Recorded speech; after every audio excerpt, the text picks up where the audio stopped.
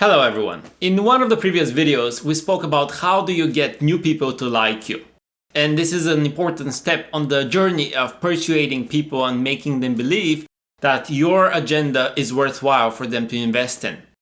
However, being likable is not enough. Of course, if you would like to persuade people, if you would like people to invest in your business or give you some knowledge or help for your entrepreneurial journey, for example, you need to come across as a credible person, as a knowledgeable person who is capable of doing the heavy lifting and realizing this idea of theirs. So how do you actually convey people that you're credible? There are two strategies that I'm going to share with you in this video today that will help you to stand out and be appreciated as a credible individual expert in their field. I believe that every single one of us have some expertise. Sometimes this is formal expertise, something that we've studied for, some knowledge that we've accumulated over a long period of time or through our experience working in a specific field. Sometimes it's informal credibility in terms of skills that we have, but these skills are based on trial and error, based on we pursuing certain hobbies, certain passions, we being interested in specific topics and reading more on that topic in order to gain awareness. And both of these types of knowledge, formal and informal, can be utilized for conveying expertise in a field. So the very first thing you could do is to display the expertise you have. This is an important way of influencing people, suggesting that you are credible in this specific field. So how do you show your expertise without bragging? Okay, the very first thing that many of you have probably noticed is that when you walk in somebody's office, they often put their diplomas and certificates on the wall. And even though this may not be an amazing design feature, this actually helps people to know that this person is an expert or is credible in a particular field. The moment they walk in, they will pay attention to these and they will probably initiate the conversation, being more, trusting more this individual. So this is going to make the whole conversation much easier for the person who's conveying that credibility messages, conveying that he or she is an expert.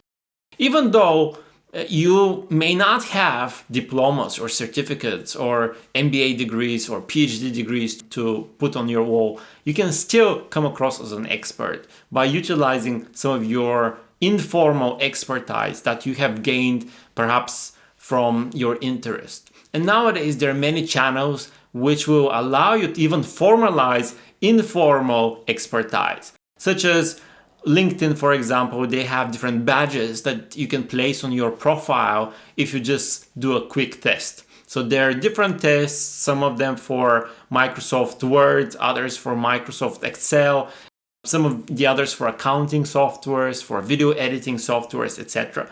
And you do a quick test, answer a quick questionnaire, and if you score more than 80%, you get to put that badge on your LinkedIn profile. And then people will know that you have expertise in this topic, and perhaps recruiters can find you in a more easier way. Even though you may not be active on LinkedIn, although I do believe that this is an awesome channel that you should utilize, you can do just fine even without LinkedIn. For example, if you're passionate about something, you may as well write a blog about it. You may be providing weekly updates on the newest developments in a particular field. And you may ask me, why should we do blogs? Who's reading blogs? As a matter of fact, blogs are read by many people, but blogs are particularly appreciated by search engines such as Google's and many others. So they index blogs so that you can be found easier if somebody conducts a Google search, for example. That's why it makes sense for professionals, but even amateurs, to write about a topic, to be active in a specific blog.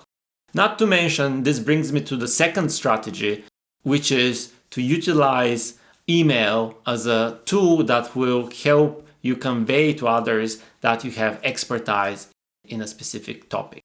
So before you are to meet somebody, you can just send them a quick email saying that you think it would be useful for you to share some of your background before the meeting, because the background you have is aligned with the objectives of the meeting. And in this particular way, you can send several sentences about your background, and it will not come across as if you're bragging about what you have achieved. It would come across as a productive way to structure the meeting that will happen in the coming days. And these individuals will then dig into your background, and they will initiate the meeting later on, trusting you much more than previously. Another kind of related way to the aspect of positioning yourself via emails is the use of email signatures. So in your email signature, you definitely put your name, you definitely put your title. Some people would put their qualifications, such as, accounting certifications, finance certification, MBA degrees, PhD degrees, etc. But others would go further as well. If they're part of a credible institution, they may as well mention the ranking of the institution, or this institution being recognized as the top institution in a specific category. So this will allow you to really draw from the recognition of the institution, which will then reflect in you being perceived as a person of higher expertise. Not to mention, you can also utilize the email signature as a place, as a space where you put a link to your blog. And naturally, when you send an email to a new person, they would like to know more about you. So they may click on this link and they will see all that rich knowledge that you have generated over the years. And then you immediately be recognized as a qualified person. Not to mention, of course, also that building a blog can expand your network and really can be an entry point to a guarded network of professionals in a specific field. So all these suggestions and strategies will help you to be perceived as a knowledgeable individual, as an expert, which then will have very positive implications on your abilities to persuade people, to convince people, or to gain people for supporting your research interests or your business interests or your startup if you're an entrepreneur. So I hope these suggestions helped you, and I hope you get them a chance, you try them and see for yourself that these are actually quite powerful and easy to achieve. This is everything from me for today. I'll catch up with you in the next video. So peace out.